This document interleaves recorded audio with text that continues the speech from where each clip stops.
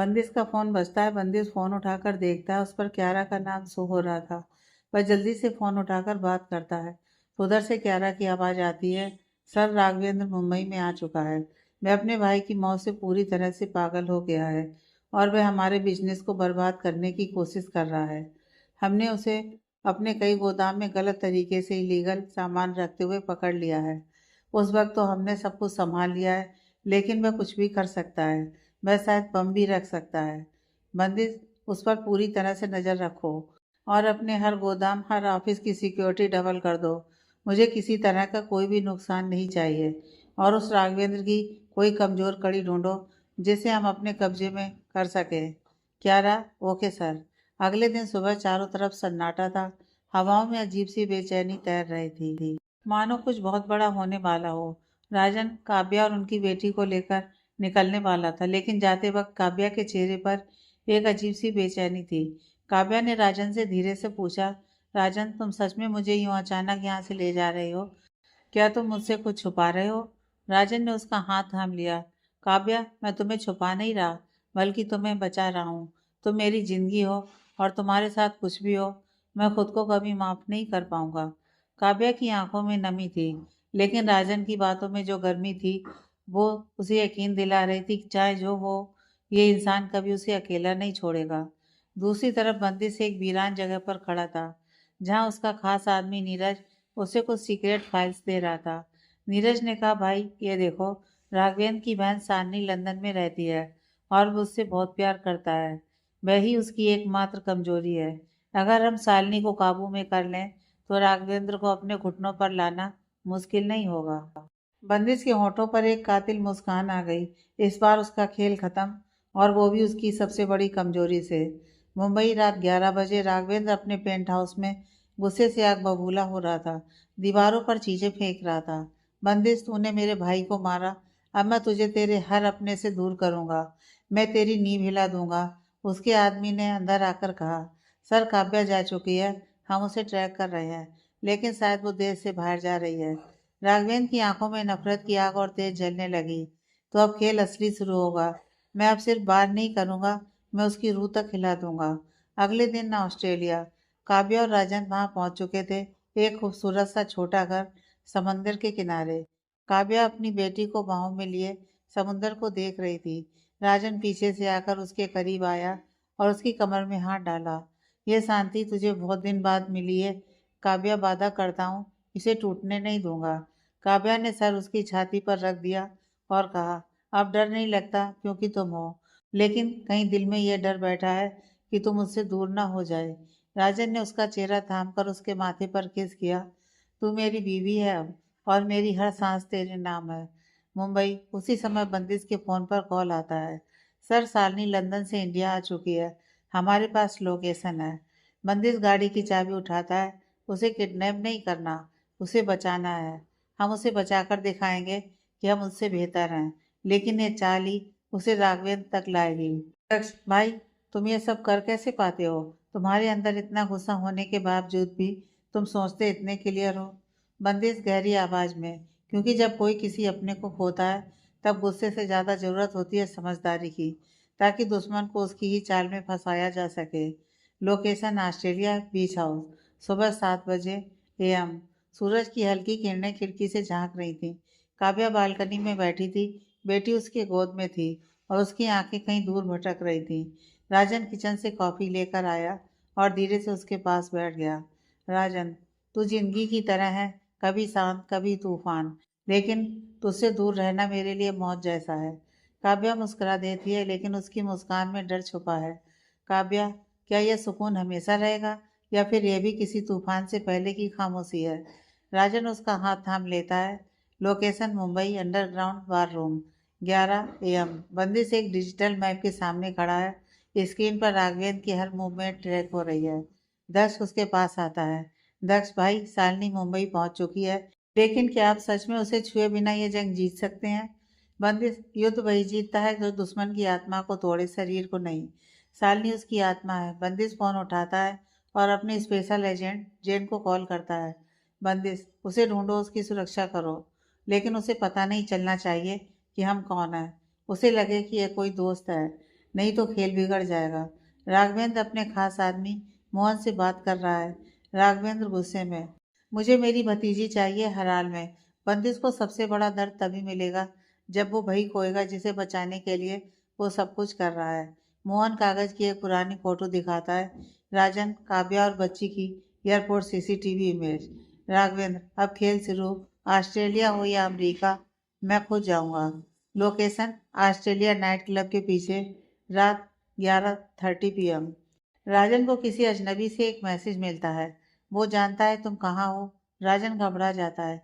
काव्या को कुछ नहीं बताता, लेकिन गन लॉकर खोलकर एक ब्लैक रिवॉल्वर निकालता है और सीक्रेट बैग में रख लेता है। राजन मन में, बंदिश भाई ने कहा था कि अगर उसकी परछाई भी दिखे तो पहला बार मैं करूंगा।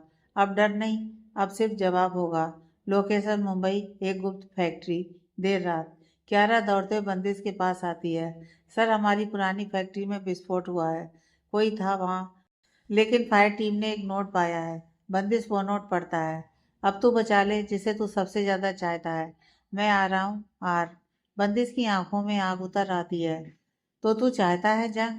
तो सुन राघवेंद्र, अब बंदिश भी हद पार करेगा। बिल्कुल जैसा आपने कहा, काव्या, राजन और उनकी बेटी बिल्कुल सुरक्षित रहेंगे, और जो उनकी तरफ बुरी नजर से भी देखे उसका अंजाम खौफनाक हो। बंदिश अब खुद मैदान में उतर चुका है, और अब इस जंग का अंत सिर्फ एक की मौत से होगा। चारों तरफ अंधेरा था, लेकिन समंदर से आती लहरों की आवाज सुकून दे रही थी। काव्या अपनी बच्ची को सीने से लगाकर सोई हुई थी, और राजन उसकी नींद को पहरा दे रहा था, एक हथियार हाथ में, नजर हर कोने पर। तभी एक खिड़की की आहट सुनाई देती है। राजन बिना आवाज किए खड़ा होता है, और ठीक उसी वक्त एक नकाबपोश शख्स जिस खिड़की तोड़कर अंदर घुसने की कोशिश करता है। राजन एक पल गंवाए बिना उसे पकड़ लेता है और गन उसके सिर पर सटा देता है। राजन गंभीर और खतरनाक लहजे में, तू किसे लेने आया था, मौत या मेरी बेटी को? नकाबपोश कुछ कहने ही वाला था कि पीछे से गोली चलती है और वो वहीं गिर जाता है। राजन घूमकर देखता है, बाहर से एक शार्प शूटर ने उसे मार गिराया था। फिर एक मैसेज आता है, डोंट वरी, बंदिश ने अपनी परछाई भेज दी है, अब कोई तुम्हें छू भी नहीं सकता। बंदिश एक गाड़ी में बैठा है, उसकी निगाह लोकेशन ट्रैकर पर है। उसके सामने एक वीडियो चल रहा है। शालिनी किसी कॉफी शॉप में अकेली बैठी है, किसी का इंतजार कर रही है। दक्ष उसके पास जाता है।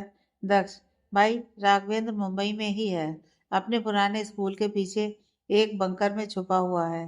बंदिश धीरे से, अब शिकार जाल में है, बस आखिरी बार करना है, बाकी है। बंदिश अपनी जैकेट पहनता है, गाड़ी से बाहर निकलता है और बोलता है, किसी को नहीं छूना, ये लड़ाई अब मैं खुद खत्म करूंगा। राघवेंद्र अकेला बैठा है, नशे में चूर, लेकिन आंखों में आग। तभी दरवाजा खुलता है और बंदिश अंदर आता है, पूरे काले कपड़ों में, जैसे मौत खुद चलकर आ गई हो। राघवेंद्र हैरानी से, तू तू यहाँ कैसे? बंदिश धीमे लेकिन खतरनाक अंदाज में, जैसे तूने मेरे अपनों को डराया, आज तुझे डर दिखाने आया हूँ। राघवेंद्र गन उठाता है, लेकिन बंदिश उससे पहले ही उसकी गन पर गोली चला देता है। उसके हाथ से गन गिर जाती है, और बंदिश उसकी कॉलर पकड़कर उसे दीवार से दे मारता है। बंदिश, तूने सोचा मेरी भतीजी को छीन लेगा? काव्या को? वो अब मेरी बहन है, और उसकी बेटी मेरी जान। आज तू एक भाई का गुस्सा देखेगा।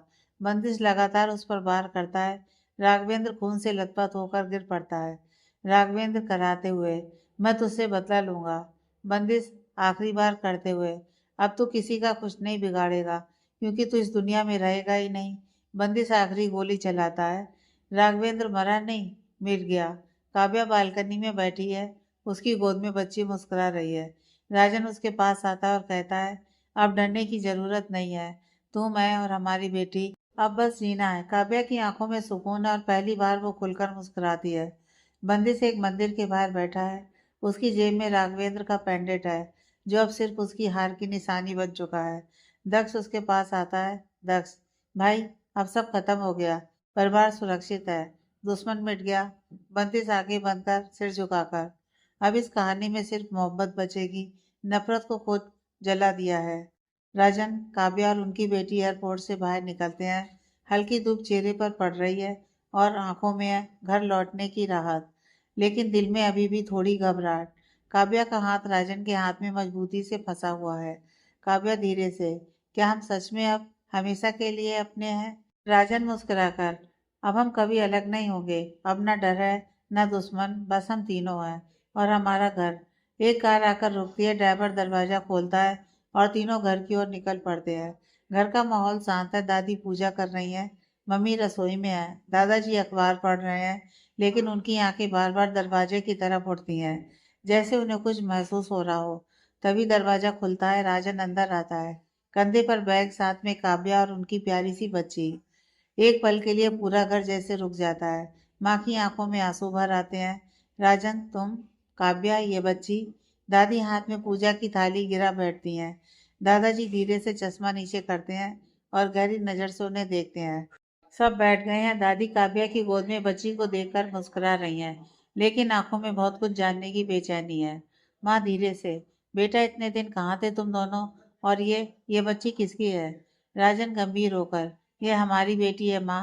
काव्या मेरी पत्नी है। हमने ऑस्ट्रेलिया में शादी रजिस्टर्ड करवाई है। बहुत कुछ हुआ, लेकिन अब हम सिर्फ शांति चाहते हैं। एक भारी चुप्पी पूरे कमरे में फैल जाती है। दादाजी अपनी सीट से उठते हैं, पास आते हैं। काव्या थोड़ा डर जाती है, लेकिन दादाजी धीरे से कहते हैं, मैं जानता था कुछ तो है, लेकिन जब तक तुम दोनों सही सलामत वापस आ गए हो, अब कोई सवाल नहीं पूछूंगा। फिर वो बच्ची की तरफ देखकर मुस्कुराते हैं। बस एक वादा करो, अब कभी बिना बताए मत जाना। बाहर बरामदा। कुछ देर बाद बंदिश और दक्ष वहीं खड़े थे। वे अंदर नहीं गए, बस बाहर से सब देख रहे थे। दक्ष थोड़ा भावुक होकर, भाई लगता है सब ठीक हो गया। घर, अब फिर से घर जैसा लग रहा है। बंदिश धीमे से मुस्कुराकर, ये सिर्फ शुरुआत है, लेकिन ये शुरुआत सुकून की है। काव्या अब हमारे घर की बेटी है और वो बच्ची हमारी उम्मीद। राजन बालकनी में आ जाता है और दोनों को देखकर कहता है, भाई जो कुछ भी किया तुमने, उसका कर्जा मैं कभी नहीं चुका पाऊंगा। बंदिश राजन को गले लगाकर, भाई भाई के बीच कोई कर्ज नहीं होता। बस अब तू दोनों को खुश रख, बस यही मांग है मेरी। काव्या बेटी को सुला रही है। राजन उसके पास आता है, पीछे से उसे गले लगाता है। राजन, पता है, इतने दिन जिस सुकून की तलाश थी, वो बस तेरी मुस्कान में थी। अब लगता है घर आ गया हूँ। काव्या की आंखों में हल्की नमी, लेकिन चेहरे पर सुकून है। काव्या, मुझे तुझसे सिर्फ एक चीज चाहिए। वादा कर अब कभी मुझे छोड़कर नहीं जाओगे। राजन उसके माथे पर किस करते हुए, अब तेरे बिना जाना मौत होगी और जीना सिर्फ तेरा साथ। मुंबई, बंदिश का फार्म हाउस। रात 2:30 बजे। चारों तरफ सन्नाटा था। चांद की रोशनी खामोशी से जमीन पर बिखरी पड़ी थी। बंदिश फार्म हाउस की बालकनी में बैठा था, हाथ में वही नोट जो राघवेंद्र ने छोड़ा था, और आंखों में कई सवाल। दक्ष उसके पास आता है, लेकिन बंदिश उसकी तरफ देखे बिना कहता है, बंदिश, अगर राघवेंद्र मारा जा चुका है, तो उसकी परछाई अब भी क्यों जिंदा है? दक्ष हैरानी से, मतलब? बंदिश, राजन को जिस शार्प शूटर ने बचाया, उसका नाम जेड है। लेकिन जेड कोई परछाई नहीं बेचता, वो खुद एक परछाई है, और वो कभी किसी के लिए काम नहीं करता।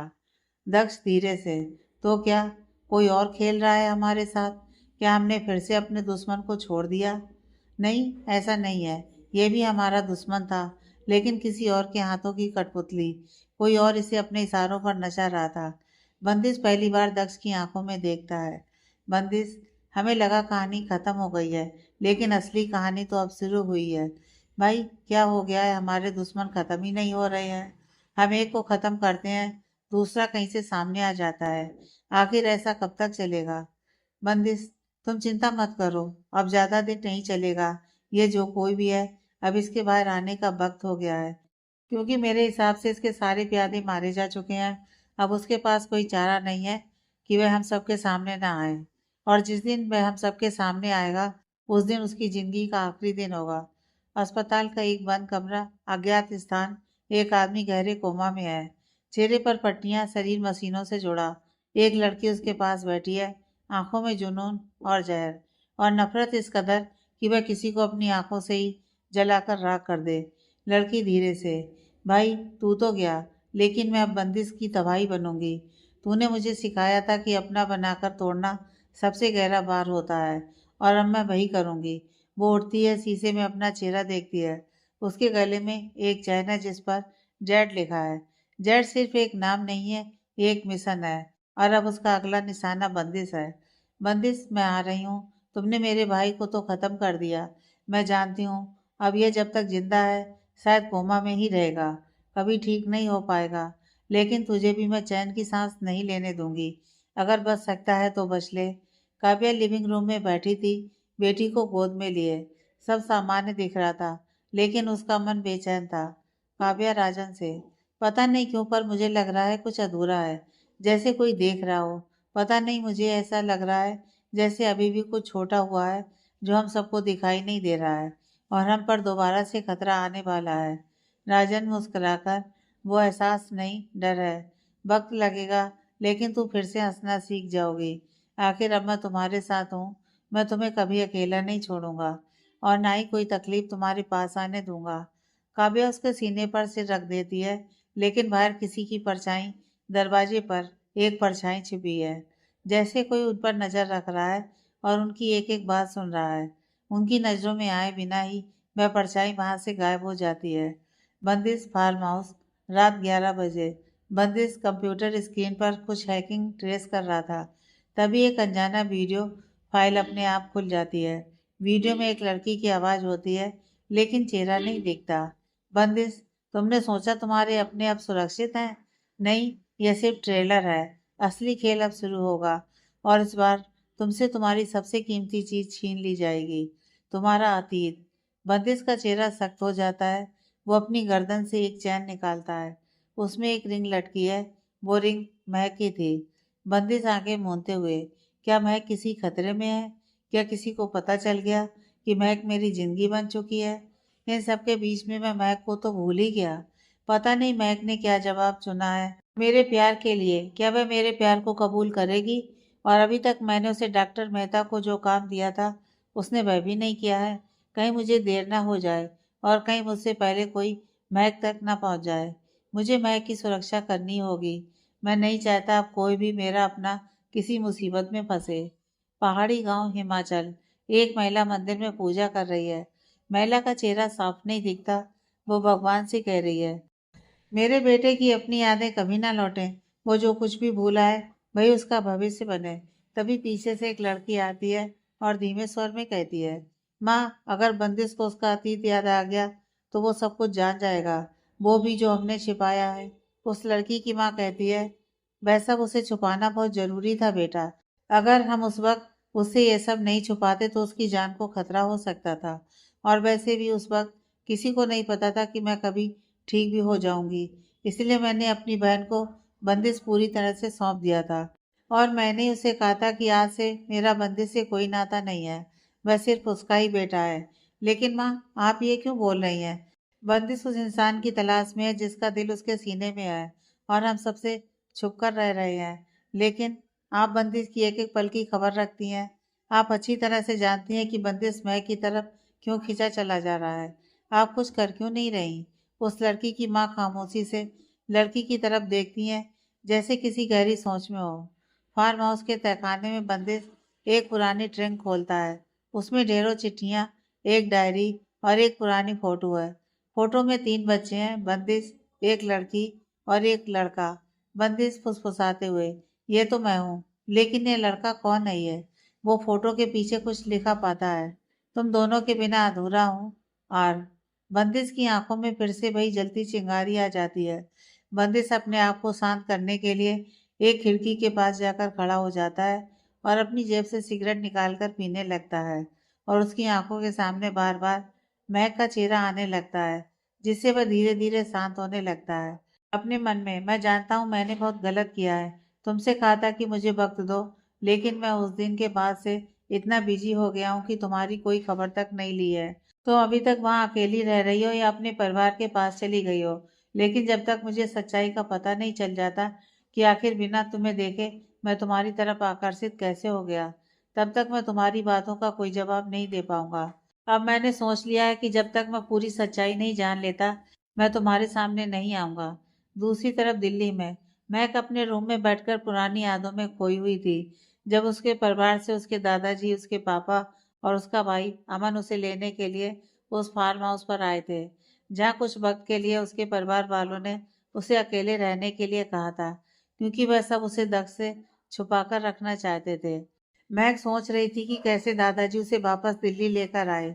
फ्लैशबैक, महक अपने परिवार के पास आ चुकी थी क्योंकि सबको पता चल चुका था कि बंदिश ने ये सब जानबूझकर नहीं किया है, क्योंकि थोड़े दिन पहले ही दक्ष उनसे मिलने गया था और उसने सारी सच्चाई उन्हें बताई थी।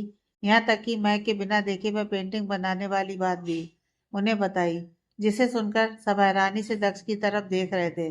दक्ष ने उन्हें सब कुछ सच सच बताया कि कुछ साल पहले उसके भाई की क्या हालत हो गई थी और वह बड़ी मुश्किल से बच पाया था। लेकिन जब उसे होश आया, जब से उसे हर पल सिर्फ महक का चेहरा दिखाई दे रहा था। इन बातों पर किसी को यकीन नहीं होता, लेकिन जब दक्ष अपने भाई की बनाई हुई कुछ पेंटिंग्स उन्हें दिखाता है जो महक की थी, और शायद वह पेंटिंग तब की थी जब महक कॉलेज जाती थी, और कॉलेज में जो हरकतें वह करती थी, लड़ती थी, झगड़ती थी या फिर डांस करती थी, सब उन पेंटिंगों में उतरा हुआ था। ये देखकर तो सब दंग रह जाते हैं। दादाजी किसी गहरी सोच में थे, लेकिन वह कुछ कह नहीं पाते हैं। अभी भी वे खामोशी से सब सुन रहे थे।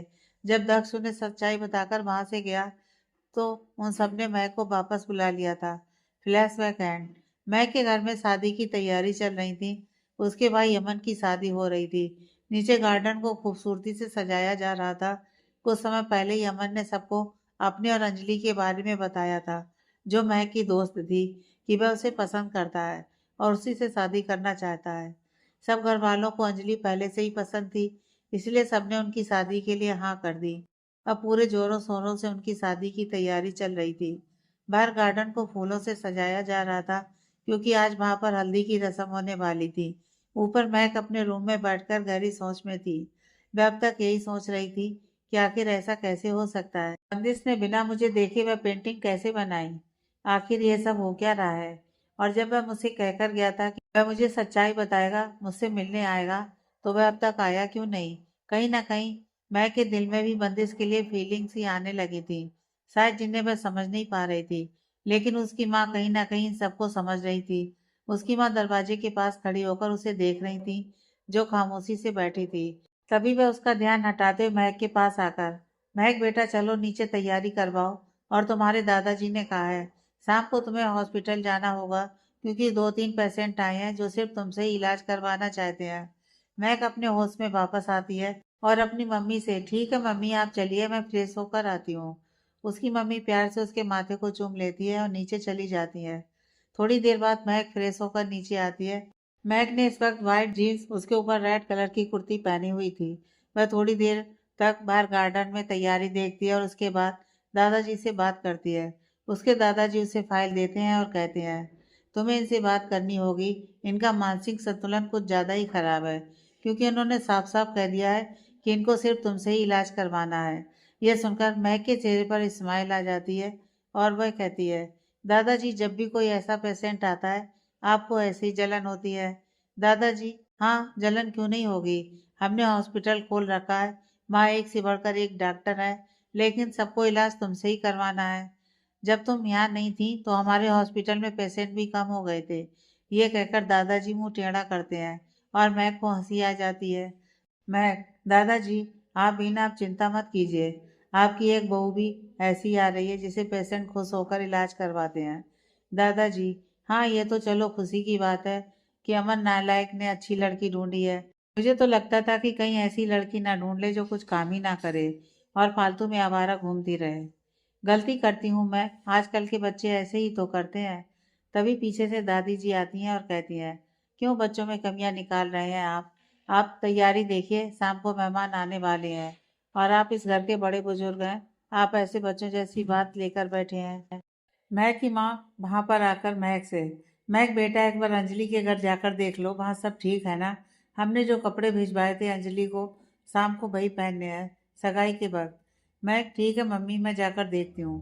थोड़ी देर में महक अंजलि के घर जाती है तो अंजलि वहाँ पहले से ही तैयार हो चुकी थी। उसने वही कपड़े पहने थे जो महक के घर से भिजवाए गए थे। महक उसे देखकर क्या बात है, आज तो तुम बहुत सुंदर लग रही हो। अंजलि चुप कर, तू तो मुझसे बात ही मत कर। जब से सगाई तय हुई है तू एक बार भी मुझसे मिलने नहीं आई है। मैं सॉरी ना, तू जानती है मैं खुद अपनी पर्सनल चीजों में उलझी हुई हूँ। मेरी समझ में ही नहीं आ रहा है कि मेरे साथ हो क्या रहा है।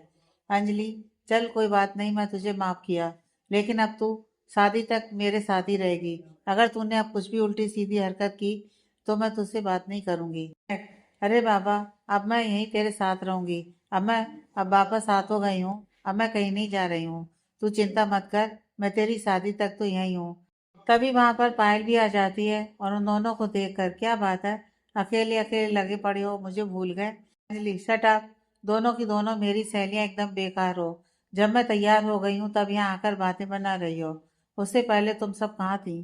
पायल, अरे सॉरी ना, मैं मम्मी ने किसी काम के लिए भेज दिया था, इसलिए लेट हो गया। अंजलि, अब तुम दोनों भी शादी की तैयारी कर लो, नहीं तो तुम दोनों ऐसे ही इधर उधर मैटिड रहोगी। पायल, अच्छा बच्चू, अब तेरी सगाई हो रही है तो तू चाहती है कि हम सभी सूली पर चढ़ जाएं। पहले तू तो इस सूली के मजे ले ले, फिर हमें बताना कि तेरी शादीशुदा जिंदगी कैसी है। उसके बाद हमसे बात करना। तभी वहां पर अंजलि की मम्मी आई और उसे तैयार हुए देखकर उसकी नजरें उतारती हैं और उन सबको कहती हैं, महक बेटा, ये दोनों तैयार हो चुकी है, तुम भी जाकर तैयार हो जाओ। देखो, तुम ऐसे ही घूम रही हो। मैं, आंटी बस मैं जा रही हूँ, मैं तो बस यहाँ अंजलि को देखने आई थी। अंजलि, हाँ जाओ और अच्छे से तैयार होना। मैं कहाँ जा रही हूँ? महक वहां से मुस्कुराती हुई निकलती है। रास्ते में वो खुद से ही बड़बड़ाने लगती है, अब इतने सारे लोग बोल चुके हैं कि तैयार हो जा, तो शायद मुझे सच में अच्छे से तैयार होना चाहिए। घर पहुंचते ही महक की मम्मी उसे देखकर बोलती है, कहाँ रह गई थी तू? अंजलि तैयार है, उसकी मम्मी ने भी फोन किया था, जल्दी जा ऊपर और अच्छे से तैयार हो जा। महक बिना कुछ बोले सिर हिलाती है और सीढ़ियाँ चढ़ते हुए अपने कमरे में चली जाती है। कमरे में पहुंचकर वह अलमारी खोलती है, बहुत सारी ड्रेसेस को पलटती है, फिर एक रेड और गोल्डन कॉम्बिनेशन का अनारकली सूट निकालती है, उसे बिस्तर पर रखकर आईने में खुद को देखती है और हल्की सी मुस्कान आ जाती है। चल महक, आज फिर से वही वाली चमक लानी है चेहरे पर, वह खुद से कहती है। थोड़ी देर बाद महक नीचे आ जाती है। उसने हल्का मेकअप किया है, बालों को खुला छोड़ा है और कानों में छोटे से झुमके पहने हैं। उसकी मम्मी उसे देखकर ठहर जाती है। क्या बात है, मेरी बेटी तो किसी हीरोइन से कम नहीं लग रही है, मम्मी कहती हैं और उसे नजर उतारती हैं। दादी जी भी पीछे से बोलती हैं, अब यह लाजवाब लग रही है, पर ध्यान रखना, सुंदरता के साथ काम भी आता है। वहाँ हॉस्पिटल में पेशेंट तुम्हारा इंतजार कर रहे होंगे। महक मुस्कुरा देती है, दादी मैं सब संभाल लूंगी। शाम को हॉस्पिटल में हलचल थोड़ी बढ़ गई थी, बाहर कुछ लोग इंतजार कर रहे थे। रिसेप्शन पर बैठी नर्स ने जैसे ही महक को देखा, तुरंत खड़ी हो गई। मैम, वो पेशेंट, वही वाले, वो अभी आपको ही पूछ रहे हैं, मैंने उन्हें कहा कि आप शाम तक आ जाएंगी तो वे रुके हुए हैं। महक सिर हिलाती और धीमे धीमे पेशेंट के कमरे की तरफ बढ़ती है। कमरे में एक अधेड़ उम्र का व्यक्ति बैठा हुआ था। जैसे ही महक को देखता है वो एकदम खड़ा हो गया और बोला, बस आप ही चाहिए डॉक्टर साहिबा, मैं किसी और से इलाज नहीं करवाऊंगा। महक उसके पास जाकर बैठ जाती है। ठीक है, आप आराम से बैठिए, यहीं हूँ, अब किसी और से बात करने की जरूरत नहीं है। उस आदमी की आंखों में राहत झलकती है। महक उससे धीरे धीरे बात करने लगती है, उसकी फाइल पढ़ती है और धीरे से उसकी नब्ज देखती है। हॉस्पिटल का माहौल धीरे धीरे शांत हो जाता है। महक का ध्यान पूरी तरह पेशेंट पर होता है, लेकिन तभी दरवाजे पर एक जाना पहचाना चेहरा खड़ा नजर आता है। योगेश, वो दरवाजे के पास खड़ा था, आंखों में एक हल्की सी मुस्कान और हाथ में एक गुलदस्ता। महक थोड़ी हैरान होती है पर चेहरे पर भाव नहीं लाती। डॉक्टर साहिबा, आज आपसे मिलने की फिर से इजाजत मिल सकती है? योगेश की आवाज में वही पुरानी शरारत थी। महक चुपचाप उसकी ओर देखती है, फिर मरीज की तरफ इशारा करते हुए बोलती है, पहले इनका इलाज पूरा कर लूं, फिर देखूंगी आपको टाइम देती हूँ या नहीं। योगेश मुस्कुराकर वहीं कुर्सी पर बैठ जाता है। मैं यहीं इंतजार कर लूंगा, जैसे पहले करता था। महक के चेहरे पर हल्की सी मुस्कान आ जाती है, लेकिन वह उसे छुपा लेती है। सगाई की शाम घर के बड़े से लॉन में रंग बिरंगी लाइटें लग चुकी थी। हल्के फूलों की महक हवा में घुल रही थी। गुलाबी और क्रीम रंग की सजावट के बीच एक सुंदर सा मंच बनाया गया था, जिस पर सोफे सजा दिए गए थे।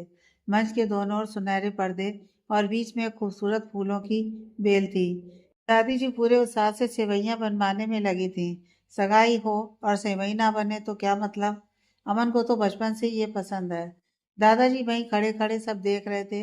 अरे भाई, लाइट वाले को बोलो वो पीछे का एरिया और थोड़ा रोशन करे।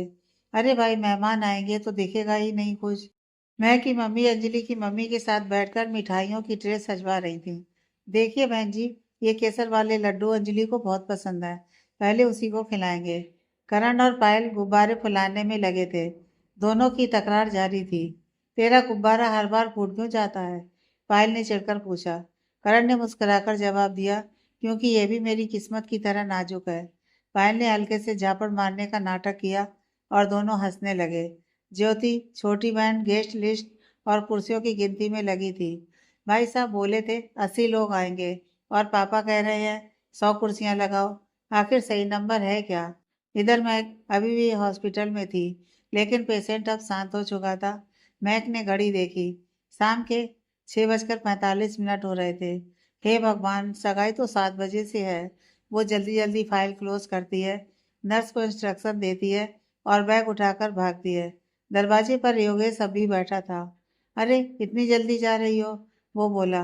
हाँ, आज मेरे भाई की सगाई है और अगर मैं लेट हुई तो मेरी खैर नहीं। तो चलो छोड़ देता हूँ। योगेश खड़ा हो गया। नहीं, मैं खुद चली जाऊंगी। वैसे भी घर बहुत पास है। ठीक है डॉक्टर साहिबा, फिर हम वहीं मिलेंगे। गेस्ट होकर नहीं, खास होकर।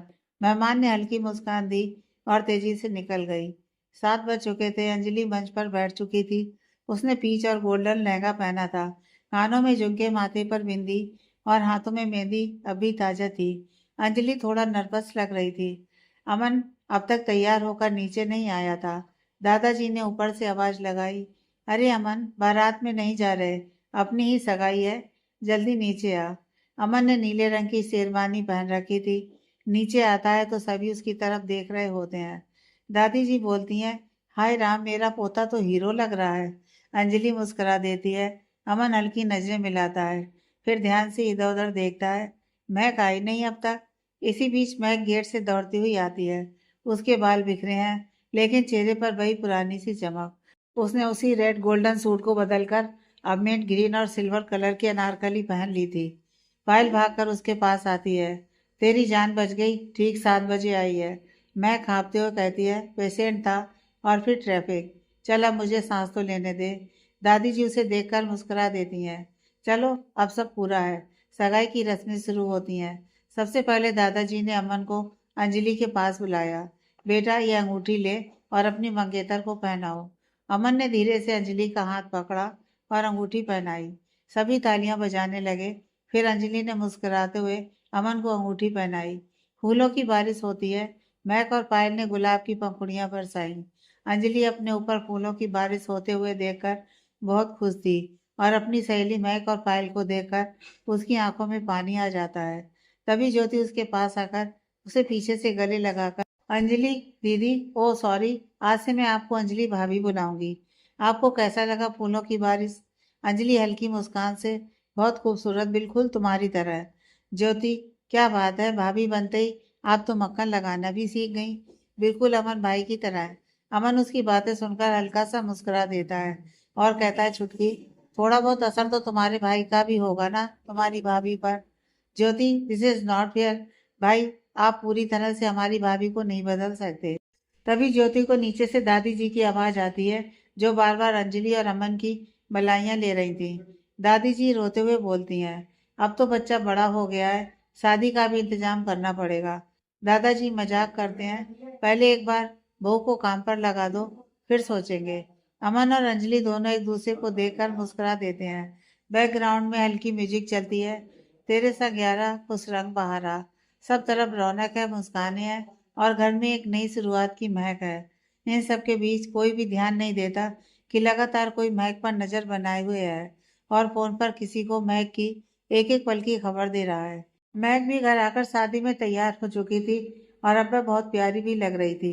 इन सब के बीच में उसके मन में रह रहकर बंदिश है कि वह बात याद आ रही थी कि मेरा इंतजार करना, लेकिन जल्दी वह अपने मन की बातों को भूलकर घर की शादी में ध्यान देती है। तभी उसकी नज़र दरवाजे पर जाती है, जहाँ से एक बुजुर्ग जोड़ा साथ में आ रहा था और उनके साथ एक लड़की भी थी। लड़की जल्दी से आगे जाकर भागती है और महक के गले लगकर, मैंने आपको बहुत मिस किया महक भाभी। वह लड़की जल्दी से अपनी जीभ को अपने दांतों तले दबाकर, सॉरी, मेरे मुंह से भाभी निकल गया। महक, कोई बात नहीं, मैं जानती हूँ तुम्हें इसकी आदत थी। लड़की, नहीं, अब तो मैं आपको दीदी ही कहूंगी। पीछे से दादा दादी जी भी आते हैं और वह भी उन दोनों की बातें सुनकर, हाँ बेटा, अब से तुम महक को महक दीदी ही बुलाओगी। महक भी आगे बढ़कर दादा दादी जी के पैर छूती है और उनके गले लगकर, आप सब कैसे हैं? कितने दिनों बाद आप यहाँ पर आए हैं? क्या आप सबको हमारी याद नहीं आई? दादा दादी जी, बेटा याद तो बहुत आई, लेकिन तुम अच्छी तरह से जानती हो यहाँ से हमारी कितनी यादें जुड़ी हैं। तो हम भला यहाँ आकर कैसे खुश रह पाते। हमें हमारे पोते की याद आती है और हम कभी भी सुख से नहीं जी पाए।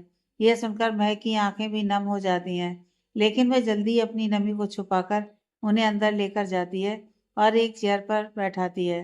तभी वहां पर महक की मम्मी पापा और दादा दादी भी आकर उनका स्वागत करते हैं और उनसे गले मिलते हैं। महक के मम्मी पापा भी उनके पैर छूकर आशीर्वाद लेते हैं। वह लड़की भी भागकर दादा दादी जी के पैर छूकर कहती है, दादा दादी जी देखो मैं कितनी बड़ी हो गई। दादा दादी जी प्यार से उसके सिर पर हाथ रखकर, हाँ बेटा पूनम, तुम तो सचमुच बहुत बड़ी हो गई हो। अब तो हमें तुम्हारी शादी के बारे में भी सोचना पड़ेगा। ये सुनकर पूनम शर्मा जाती है और कहती है, इतनी भी बड़ी नहीं हुई हूँ दादा दादी जी, आप मेरी शादी कर दें। पहले आपको मैक दीदी की शादी करनी होगी। यह सुनकर सब एक दूसरे को देखते हैं। मैक भी वहां से नजरें चुराकर एक तरफ जाकर खड़ी हो जाती है। मंडप में अब हर तरफ उत्साह था। हल्दी चंदन की सुगंध और गुलाब की पंखुड़ियों की खुशबू एक साथ मिलकर वातावरण को और भी पवित्र बना रही थी। पंडित जी ने ऊंचे स्वर में कहा, बारात के लोग तैयार हो जाएं, अब फेरे प्रारंभ होंगे। दादी जी तुरंत खड़ी हो गई और हंसते हुए बोली, अरे महक बेटा, आज जरा दूल्हा दुल्हन की गठबंधन बांध दे, तेरे हाथ से ये काम शुभ होगा। महक ने हल्की सी मुस्कान देकर हामी भर दी और आगे बढ़ी। अमन की मम्मी ने भी स्नेह से कहा, हाँ बेटा आशीर्वाद भी दे देना, तुम्हारे हाथों में बरकत है। महक ने लाल चुनरी का कोना उठाया। दूल्हे और दुल्हन के कपड़ों का गठबंधन पंडित जी के निर्देशानुसार बांधा। पंडित जी मंत्र पढ़ते रहे, मांगल्य तंतु नानेन जीवनम ते सदा सुखम। गांठ बनते ही चारों ओर शहनाई की मीठी धुन बज उठी। दूल्हा दुल्हन उठकर हवन कुंड के चारों ओर पहला फेरा लेने लगे। परिवार के लोग चारों ओर घिरकर खड़े थे। अमन के पापा मंत्रों के साथ हाथ जोड़कर आशीर्वाद दे रहे थे। दादी जी और दादाजी एक दूसरे को देखकर खुशी से मुस्कुरा रहे थे। हर फेरे पर पंडित जी एक एक संकल्प समझाते। पहले फेरे में अन्न समृद्धि की कामना, दूसरे में घर परिवार के सुख की, तीसरे में धर्म और संयम की प्रतिज्ञा, और यूं सातों फेरे पूरे होते गए। फेरे पूरे होते ही अमन और अंजलि ने एक दूसरे की तरफ देखा, जैसे वे कब से इस पल का इंतजार कर रहे थे, और एक दूसरे की आंखों में प्यार से देखकर बस अपनी पलकें झपका दी। फिर बारी बारी से सारी रस्में भी पूरी की। अंतिम फेरे के बाद दुल्हन के भाई ने कन्यादान की रस्म पूरी की और पंडित जी ने घोषणा की, अब से ये दोनों 7 जन्मों के साथी हुए। सबने फूल बरसाए, ताली बजाई और सुविवाह के स्वर गूंज उठे। दादी जी ने अपनी आंखें पोंछते हुए कहा, बस भगवान इन्हें हमेशा खुश रखे और अगली शादी की तैयारी अब हमें यहीं करनी है। अमन के पापा ने हंसते हुए जोड़ा, हाँ अब ज्यादा दिन इंतजार नहीं करेंगे। अमन और अंजलि ने शादी पूरे होते ही सब बड़ों के पैर छुए और आशीर्वाद लिया। सबने उन्हें ढेर सारा आशीर्वाद दिया। इन समय महक भी वहां पर अपनी सहेली अंजलि को गले लगाकर उसे शादी की ढेर सारी बधाइयां दी और अपने भाई अमन को भी गले लगाकर, कांग्रेट्स भाई, आपको शादी की बहुत बहुत बधाई हो।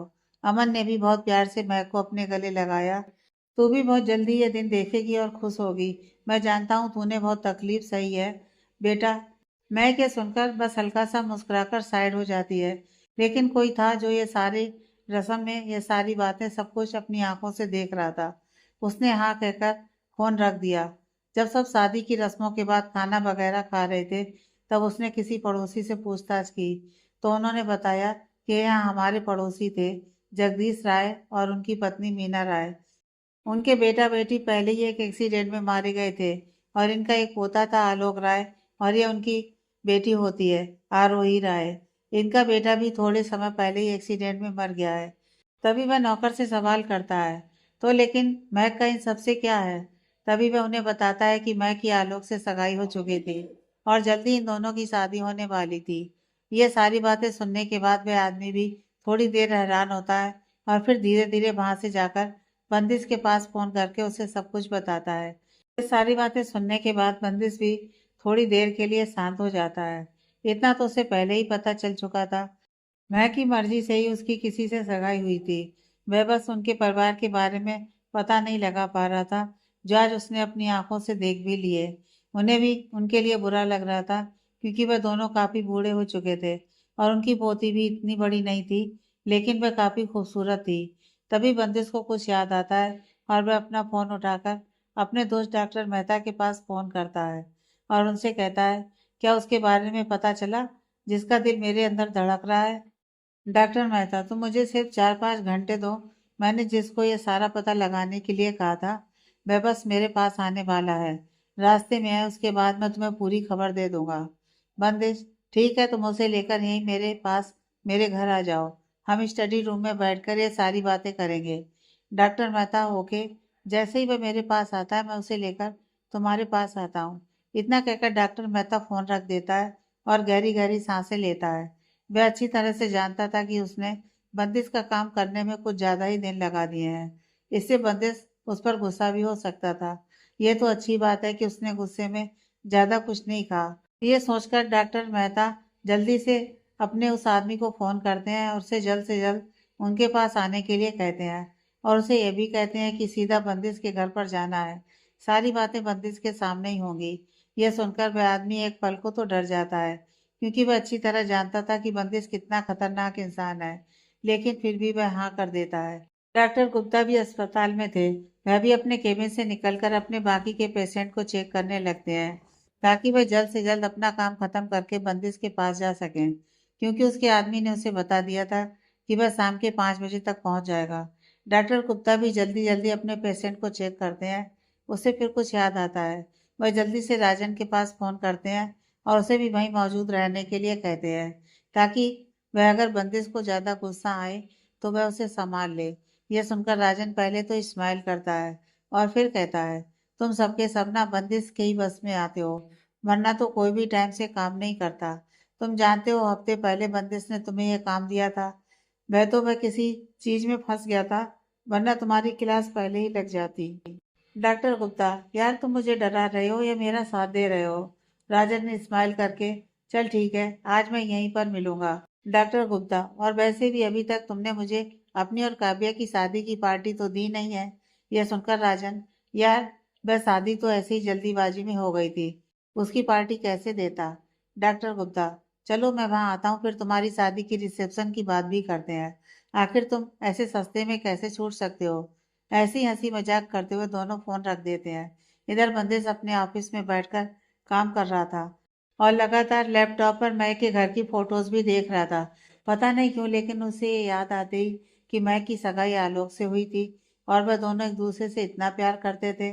उसे अंदर ही अंदर गुस्सा आ रहा था, क्योंकि अब वह मैं को किसी और के साथ इमेजिन भी नहीं करना चाहता था। वह मैं को अब पागलों की तरह चाहने लगा था। उसे यह बात खुद भी अजीब लग रही थी कि एक पल को वह किसी भी लड़की या औरत के करीब नहीं जा सकता था और आज वह महक से पागलों की तरह प्यार करने लगा है। एक वजह यह भी है कि महक के करीब जाने से उसे कभी भी एलर्जी नहीं हुई। यह बात भी उसे बहुत अजीब लग रही थी।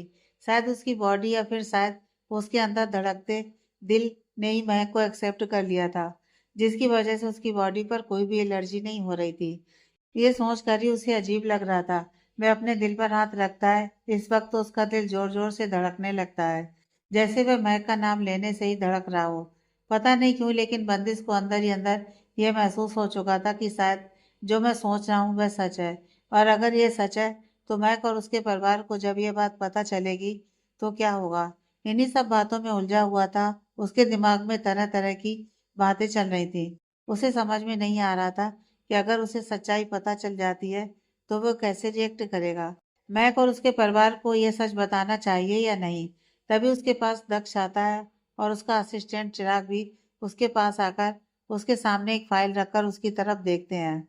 बंदिश भी हैरानी से उन दोनों की तरफ देखता है और उन्हें बोलने का इशारा करता है। चिराग, हमें अब तक लग रहा था कि हमने अपने सबसे बड़े दुश्मन को खत्म कर दिया है। अब हम आराम से रह सकते हैं, लेकिन शायद हम गलत थे। कोई और भी आ गया है जो हम पर अब चुप चुप कर वार कर रहा है। हम नहीं जानते उसका उस सदस्य से क्या रिश्ता है।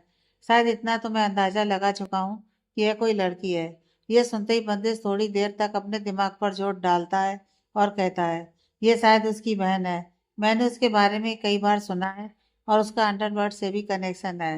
शायद वह अपने भाई की मौत का बदला लेने के लिए आई है। यह सुनकर दक्ष, भाई ऐसे तो हमारे दुश्मन कभी खत्म ही नहीं होंगे। एक को खत्म करते हैं दूसरा आ जाता है। बंदिश स्माइल करके, तुम क्या सोचते हो इतना बड़ा ये एम्पायर और ये सब खड़ा करना इतना आसान है? आखिर इसमें दुश्मन तो होने ही है। हम पहले से कोई भी उसके साथ हरकत नहीं करेंगे। पहले उसे करने दो जो वह करना चाहती है। अगर उसने हमसे ज्यादा ही उलझने की कोशिश की तो खत्म कर देना, क्योंकि अब मैं कोई भी दुश्मन अपने आसपास नहीं चाहता। बड़ी मुश्किल से हम सबने अपना परिवार संभाला है और अब हम में से किसी को भी नहीं खो सकते। चिराग, मैं भी यही सोच रहा था।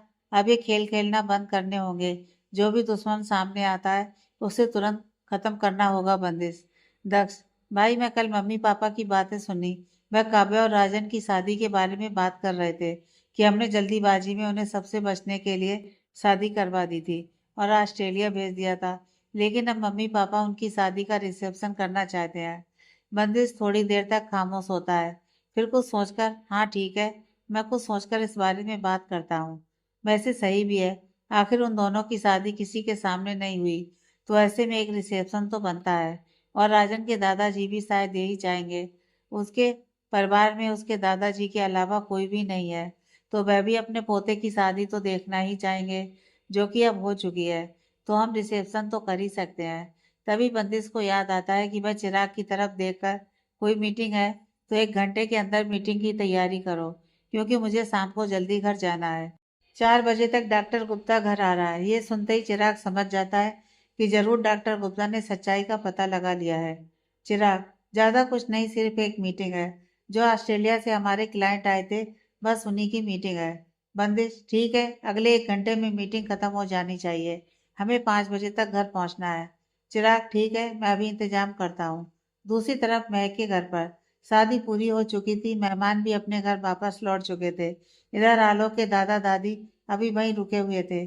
तभी आलोक के दादाजी जगदीश राय महक के दादाजी से कहते हैं, जब हम सब यहाँ पर कुछ दिन के लिए आ गए हैं तो मैं सोच रहा था कि अपनी हवेली को साफ करवा लेता हूँ। महक जो दूर खड़ी हुई थी वह पास आकर, दादाजी, मैंने आपकी हवेली साफ करवा दी है। यह सुनकर सब महक की तरफ हैरानी से देखते हैं। मैं, प्लीज ऐसे मत देखिए। जब आप सबने बताया कि दादाजी और दादी जी आने वाले हैं तो मैंने पहले ही हवेली साफ करवा दी थी। लेकिन दादाजी, आज रात आप यहीं रुक जाइए, कल सुबह आप हवेली चले जाइएगा। आलोक की दादी मीना और आरोही भी महक की बात से सहमत होते हैं। आरोही, हाँ महक दीदी सही कह रही हैं, आज हम यहीं रुक जाते हैं, सुबह अपनी हवेली में चलेंगे। प्लीज दादाजी, प्लीज दादी। दादी माँ, हाँ बेटा सही है, वैसे भी रात काफी हो चुकी है। तभी वहां पर महक की दादी जाकर, अरे बहुत बातें हो गई, चलो वहां पर अंदर दूल्हा दुल्हन की कुछ रस्में चल रही हैं, उन्हें देख लो, एंजॉय करो। सब अंदर जाते हैं तो दरवाजे पर दूल्हा दुल्हन खड़े हुए थे। महक की माँ दूल्हे दुल्हन की आरती उतारती हैं और उन्हें घर में प्रवेश करवाती हैं। थोड़ी देर में दूल्हा दुल्हन मंदिर में जाकर भगवान का आशीर्वाद लेते हैं। बाहर आते हैं तब तक कुछ रस्में और होती हैं। उन्हें कंगन डोरे की रस्म होती है, जो एक दूसरे का कंगन डोरा खोलते हैं। दादी जी, काफी रात हो चुकी है, बहू एक काम करो, बाकी की रस्में सुबह करवाएंगे, अब सबको आराम करना चाहिए। तभी दादी जी महक से, महक बेटा, आज तुम अंजलि बिटिया को अपने कमरे में ले जाओ, क्योंकि कल बाकी की रस्में होने के बाद हम सत्यनारायण की पूजा करवाएंगे। उसके बाद ये दोनों पति पत्नी एक रूम में रह सकते हैं। यह सुनकर अमन थोड़ा झेप सा जाता है और चुपचाप अपने कमरे में चला जाता है। इधर महक और खुशी अंजलि को महक के कमरे में लाते हैं। महक अंजलि से, भाभी जी अब तो कपड़े चेंज कर लीजिए। अंजलि ये सुनकर, महक प्लीज यार, तुम तो मुझे अंजलि ही कह सकती हो। खुशी, ठीक है, लेकिन मैं तो आपको भाभी ही कहूंगी, मुझसे तो आप बड़ी हैं। ये सुनकर अंजलि कोई जवाब नहीं देती। महक, अच्छा ठीक है, अब बहुत हो गया हंसी मजाक, ये लो तुम्हारा नाइट ड्रेस, और तुम जाकर ये इतना भारी लहंगा अब चेंज कर लो, वरना रात को सो नहीं पाओगी। अंजलि नाइट ड्रेस लेती है और वहीं एक साइड में बने चेंजिंग रूम में जाकर कपड़े चेंज करने लगती है। मैं खुशी से, तुम भी जाओ और आराम करो, सुबह सबको फिर से रस्मों के लिए जल्दी उठना है।